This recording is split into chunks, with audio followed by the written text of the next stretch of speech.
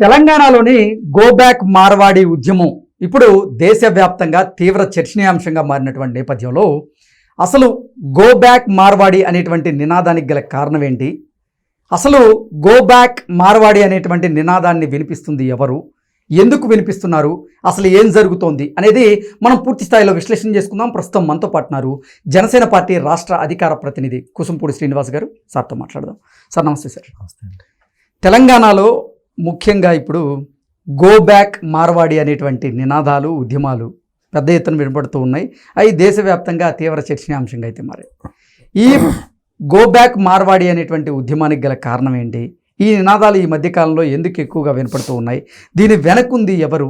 అసలు ఏం జరుగుతోంది అంటే ఏం చెప్తారు సార్? తెలంగాణ సమాజం హర్షించదండి. ముందు తెలంగాణ సమాజం ఇటువంటి గో బ్యాక్ నినాదాలు లేకపోతే ఏదో పర్టికులర్గా ఒక నినాదం వెనక ఒక ప్రయోజనాలు ఉంటాయి. ఏ నినాదం వెనక ఏ ప్రయోజనాలు అనేవి తెలుసుకోవడం కష్టం. కానీ ఈ రోజున హైదరాబాద్ అంటే ఒక మినీ ఇండియాలా ఉంటుంది. ఇక్కడ మార్వాడీస్ కావచ్చు, లేకపోతే సిక్కులు కావచ్చు, తమిళియన్స్ కావచ్చు, కేరళ వాళ్ళు, ఆంధ్ర, తెలంగాణ అందరూ కలిసి ఒక మినీ ఇండియాలో ఉన్నటువంటి ప్రదేశం. ఇక్కడ ఎవరికైనా బ్రతుకు తెరుగు చూపిస్తుంది హైదరాబాద్. అవును. తెలంగాణ అంటే ఏముందంటే ఇక్కడ మీరు చెప్పేటువంటి ఈ మార్వాడీస్ ఎక్కువగా ఉండేది హైదరాబాద్లో. నేను అంటుంది ఈ నినాదం ఎందుకు వస్తుంది ఇప్పుడు ఈ సమయంలో? భారతీయులుగా మనం ఎక్కడైనా ఎవరైనా బతికేటువంటి అవకాశం ఉంది. మన రాజ్యాంగం కల్పించిన హక్కు అది. నువ్వు గో బ్యాక్ నినాదం ఎందుకు తీసుకొచ్చావు అంటే నీ చేతకాంతనం. ఒక సమాజంలో ఆ మార్వాడి వర్గం ఎవరైతే వాళ్ళు ఐక్యంగా ఉండి వ్యాపారాలు చేసుకుని చిన్న స్థాయి నుంచి పెద్ద వ్యాపారాలన్నీ చేసుకుని ఈ దేశ ఆర్థికంలో భాగస్వాములు అయ్యారు. వాళ్ళలా ఐక్యంగా ఉండలేక వాళ్ళలాగా ఆర్థికంగా సంపాదించుకోవడం చేతకాక ఇటువంటి పనికిమాలిన నినాదనమాట. ఇప్పుడు పల్లెటూరులో అంటే ఇప్పుడు మా ఊరే ఉంది, ఎక్కడి నుంచో మా చిన్నతనంలో ఎక్కడి నుంచో మార్వాడి అతను వచ్చి ఒక స్వీట్ షాప్ పెట్టాడు. అప్పటి వరకు స్వీట్ షాప్లు ఇంకా ఉండేవి. కానీ ఇతని దగ్గర ఒక వెరైటీ టేస్ట్ బాగుండేది అని చెప్పి అతని దగ్గర కొంట మొదలు పెట్టారు. వాళ్ళ పిల్లలు ఆ ఫీల్డ్లో లేరు. వాళ్ళు ఏదో చదువుకున్నారు, ఉద్యోగాలకు పక్కనే లేరు, వీళ్ళు రిటైర్ అయ్యారు. ఇప్పుడు ఇక్కడ స్థానికులే స్వీట్ వ్యాపారాలు పెట్టుకున్నారు. అంటే వాళ్ళు దేశంలో ఎక్కడైనా బ్రతకగలిగేటువంటి ఒక మార్గం చూపించారు వాళ్ళు. ఎగ్జాక్ట్లీ. కానీ అంటే బ్రతుకు తెరువు కోసం సిటీకి వచ్చినటువంటి మార్వాడీలు వాళ్ళు బ్రతుకుతూ వేరొకరిని బ్రతకనిస్తే ఇబ్బంది లేదు, కానీ వారు బ్రతుకుతున్నారు. కానీ అక్కడ లోకల్గా ఉండే వాళ్ళు బిజినెస్ చేయాలనేటువంటి ప్రయత్నం చేస్తుంటే వాళ్ళని తొక్కేస్తున్నారనేటువంటి ఆరోపణలు చేస్తూ ఇప్పుడు గో బ్యాక్ మార్వాడి అనేటువంటి నినాదాలు వినిపిస్తూ ఉన్నారు కొంతమంది. దాన్ని ఏమంటారు? కృష్ణ గారు తప్పది. ఈ రోజున బేగం బజార్ ఉంది, మార్వాడీస్ ఎక్కువ ఉండే ప్లేస్. మార్వాడీస్ ఒక్కలే చేస్తున్నారు అక్కడ. మార్వాడీస్ ఒక్కలే ఉన్నారు చెప్పమనంటే అందరూ ఉన్నారు అక్కడ. అన్ని కులాల వారు ఉన్నారు, అన్ని మతాలు ఉన్నారు. అక్కడ ముస్లిమ్స్ ఉన్నారు, వేరే మార్వాడీస్ కాకుండా ఇక్కడ సిక్కులు ఉన్నారు. బ్రహ్మాండంగా హోల్సేల్ వ్యాపారాలు చేసే వాళ్ళు అందరూ ఉన్నారు. నేను ఈరోజు పేపర్లో కూడా చూశాను.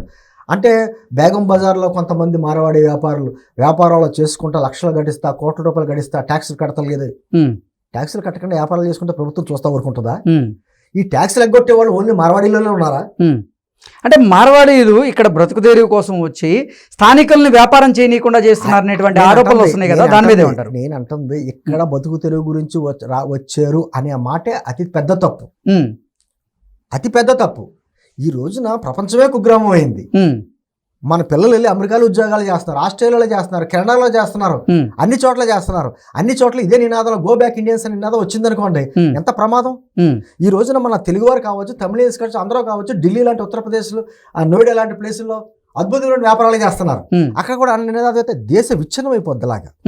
ఇటువంటిది మనం ఎవ్వరూ కూడా సమర్థించకూడదు. అంటే దీన్ని ఎలా పోలుస్తున్నారంటే బ్రిటిష్ వారు బ్రతుకు తెరువు కోసం భారతదేశానికి వచ్చి తర్వాత భారతీయులను ఎలా వెళ్తున్నారో ఇప్పుడు మార్వాడీలు కూడా బ్రతుకు తెరువు కోసం భాగ్యనగరానికి వచ్చి భాగ్యనగరంలో స్థానికులు ఎవరైతే ఉన్నారో వారిని వ్యాపారం చేయనీయకుండా అడ్డుకునేటువంటి ప్రయత్నం చేస్తున్నారంటే కూడా కొంతమంది. చాలా తప్పది.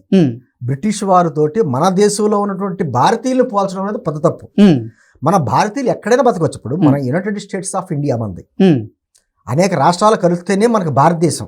నిన్నే స్వాతంత్ర దినోత్సవం గడుపుకున్నాం కదా, దాంట్లోని జనగణమన పాటలు, వందే మాతరం పాటలు అన్నీ పాడుకున్నాం కదా. దాంట్లో ఎంత చక్కగా ఉంది, దాంట్లో నినాదాలు అనేక భాషలు, మతాలు, ప్రాంతాలు అన్ని కలిపితే, సంస్కృతులు, సాంప్రదాయాలు కలిపితే మన భారతదేశం.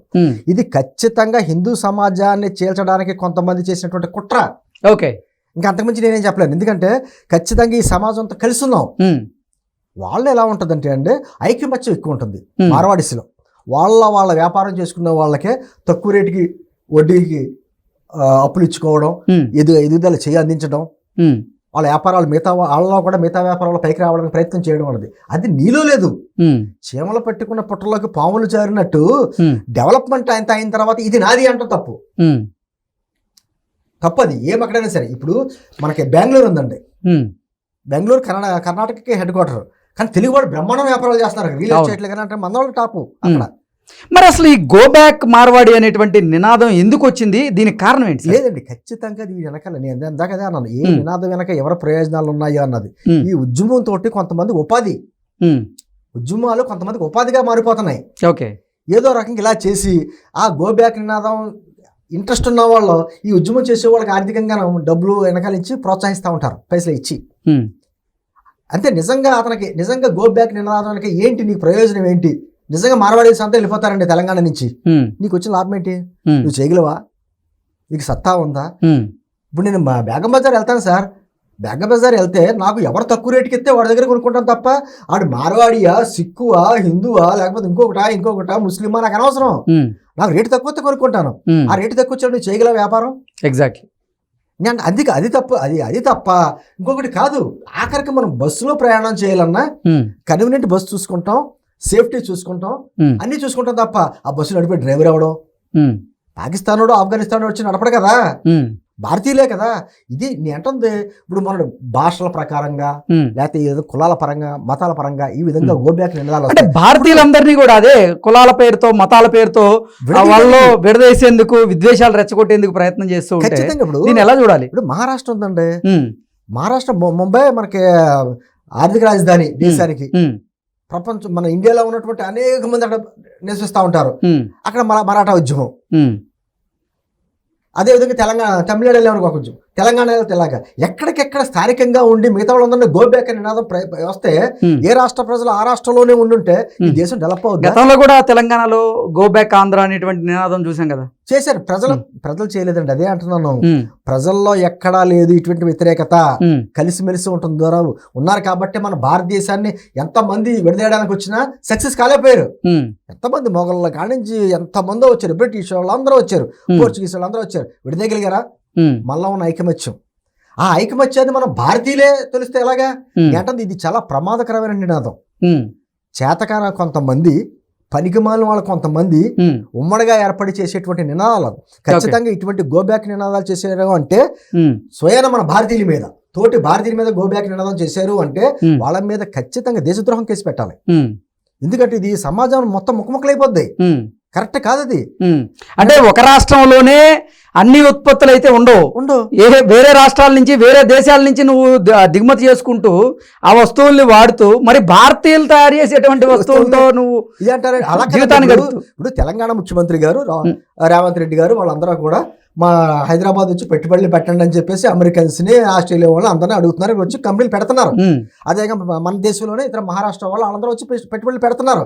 నువ్వు వద్దు గో బ్యాక్ అనగలవా అక్కడ అనిపించి ప్రభుత్వం చేత, రేవంత్ రెడ్డి చేత మా తెలంగాణ వాళ్ళు మాత్రమే వ్యాపారం చేసుకుంటారు, మా తెలంగాణ వాళ్ళు మాత్రమే ఐటీ కంపెనీస్ పెడతారు, మా తెలంగాణ వాళ్ళు మాత్రమే ఫార్మా కంపెనీస్ పెడతారని చెప్పేసి నినాదం మొదలు పెడితే అసలు తెలంగాణ డెవలప్ అవుద్దా? హైదరాబాద్ డెవలప్ అవుద్దా? ఇలా విశ్వనగరంగా పేరు చెప్పుకుంటున్నారు కదా. అంటే ప్రత్యేకించి మార్వాడీస్ మీద టార్గెట్ చేస్తున్నారంటే ఒకళ్ళు పచ్చగా ఉంటే చూడలేనటువంటి తత్వం. ఓకే, ఒకళ్ళ ఉన్నటువంటి ఐకమత్యాన్ని, అంటే హిందూ సమాజంలో చిచ్చు పెట్టాలనేటువంటి కుట్ర జరుగుతుందంటారా? అయితే దీని ప్రకారం కొంతమంది సూడో సెక్యులరిస్టులు కొంతమంది ఉంటారు, సూడో సెక్యులరిజం భావాలు ఉన్నటువంటి కొంతమంది ఉంటారు. వాళ్ళందరూ పెంచి పోషిస్తూ ఉంటారు ఇటువంటి వ్యక్తుల్ని. ట్యాక్సీలు కడతలేదు, ట్యాక్సీలు ఎగ్గొడితే ప్రభుత్వం చూస్తా ఊరుకుంటుందా? మన సంస్థలు లేవు, దర్యాప్తు సంస్థలు లేవా, రైడింగ్ సంస్థలు లేవా? మనకి వాళ్ళు చూసుకుంటారు, అది వాళ్ళ బాధ్యత. నీకేంటి? ఆ ట్యాక్స్లు ఎగ్గొట్టే వాళ్ళు అన్ని కులాల్లో ఉన్నారు, అన్ని మతాల్లోనే ఉన్నారు. ఏంటంటే భారతదేశాన్ని విచ్ఛిన్నం చేయడానికి జరిగేటువంటి ఇటువంటి కుట్రలు చేసే వ్యక్తులు ఎవరైనా సరే, ఇటువంటి నినాదాలు చేసే వాళ్ళు ఎవరైనా సరే వాళ్ళ మీద రాజద్రోహం కేసు పెట్టాలి ఖచ్చితంగా. ఎందుకంటే ఇది విషవలయంలా పెరుగుతూ ఉంటుంది అందరిలోని. ఇప్పుడు ఖచ్చితంగా మంచి వెళ్ళదు కానీ చెడు ఎక్కువ వెళ్తారు కదండి. ఇలాగా రేపు వద్దున మార్వాడి అంటారు, గో బ్యాక్ అంటారు. రేపు వద్దున తమిళియన్స్ గో బ్యాక్ అంటారు, లేకపోతే మలయాళీస్ గో బ్యాక్ అంటారు. అందరూ గో బ్యాక్ ఉంటే హైదరాబాద్ ఎవరుంటారు? ఎగ్జాక్ట్లీ, హైదరాబాద్ ఎవరుంటారు? హైదరాబాద్ ఎవరిది అసలు? ఎవరబ్బా సొత్తు కాదు ఇది. భారతదేశంలో భారతీయుడిగా ఎవరు ఎక్కడైనా బతకొచ్చు. అక్కడ ఉన్నటువంటి సంస్కృతి సాంప్రదాయాలను గౌరవిస్తా ఎవరు ఎక్కడైనా బతకొచ్చు. ఎగ్జాక్ట్లీ. ఇప్పుడు మనం ఒక చోటకి వెళ్ళాం, నార్త్ ఇండియా వెళ్ళామండి, ఢిల్లీలోనో లేకపోతే అక్కడ చోట మనం ఉంటాం. అక్కడ ప్రజలు చేసుకున్నటువంటి వాళ్ళ సంస్కృతి సంప్రదాయాలు గౌరవించుకుంటా, వాళ్ళకి గౌరవించి మన సాంప్రదాయాలు అంటే అన్ని రాష్ట్రాల్లో కూడా బిజినెస్ చేసే వాళ్ళు తెలుగు వాళ్ళు ఉన్నారు కదా, ఎందుకు అదే అంటున్నాను. వాళ్ళని అక్కడ గో బ్యాక్ అంటే పరిస్థితి ఏంటి? ఇప్పుడు తెలంగాణ నుంచి అనేక మంది దుబాయ్ వెళ్తున్నారు పనుల గురించి అక్కడికని. రేపు వద్దున దుబాయ్ ప్రభుత్వం లేకపోతే దుబాయ్లో ఉన్నటువంటి వాళ్ళకు కూడా గో బ్యాక్ తెలుగు ప్రజలు అంటే ఏంటి పరిస్థితి? ఇది ప్రపంచం అంతా కుగ్రామం అయ్యి ఎక్కడ పడితే అక్కడ మనం అంతా కలిసి బతికే పరిస్థితుల్లో భారతదేశంలో భారతీయుల మీద గో బ్యాక్ నినాదం వచ్చిందంటే అది అత్యంత ప్రమాదకరం. ఇది కేవలం ఏంటంటే భారతదేశంలో ఉన్నటువంటి హిందూ సమాజాన్ని చీల్చడానికి చేసేటువంటి కుట్రలో భాగంగా కొంతమంది పావులవుతున్నారు. ప్రభుత్వం ఖచ్చితంగా ఇటువంటి వాళ్ళ మీద సరైన యాక్షన్ తీసుకోకపోతే మాత్రం అది చాలా సమాజానికి చాలా ప్రమాదకరం. అటువంటి నినాదాలు ఎక్కడా రాకూడదు. భారతీయులుగా మనం అందరం కలిసి ఉండాలి. ఎక్కడైనా బతకొచ్చు. నీకు ఎక్కడ బతుకుతారో ఇక్కడ లేదనుకోండి, వేరే చోట ఇక్కడ బతుకుతావు, ఎవ్వరో కాదాలేదు. ఇది హక్కు, రాజ్యాంగ ఉల్లంఘన అవుతుంది అటువంటి నినాదాలు చేస్తే. భారతీయ మనకు రాజ్యాంగం ఉంది కదండి, ఎక్కడైనా జీవించే హక్కు, ఏ భాష అయినా మాట్లాడుకునే హక్కు. ఇలా భాషల పరంగా, మతాల పరంగా, ప్రాంతాల పరంగా ఇడిపోతే భారతదేశానికి ఇంకా అర్థమేముంది? ఖచ్చితంగా ఇటువంటి మీద ప్రభుత్వం దృష్టి సారించాలి. ముఖ్యంగా పోలీసు వ్యవస్థ దృష్టి ఎవరైతే ఈ గో బ్యాక్ నినాదాలు చేస్తున్నారో వాళ్ళందరి మీద కూడా ఖచ్చితంగా పట్టుకుని రాజద్రోహం కేసు పెట్టాలి తప్ప, లేకపోతే మాత్రం చాలా ప్రమాదకరం. Okay sir, thank you so much.